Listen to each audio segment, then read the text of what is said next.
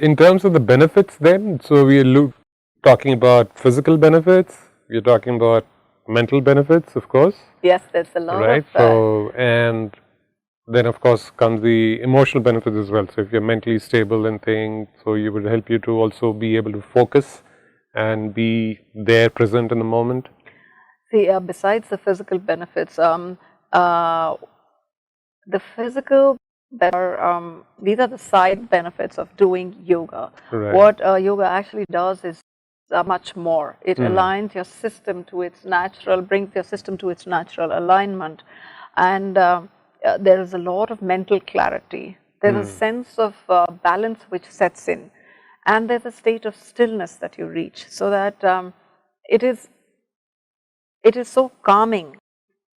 And Venki, I've noticed that whatever your external situations are, largely they are a projection of your internal state, like they say.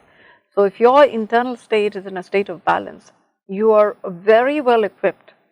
You are way better equipped to handle the external. Agreed. I totally agree with that.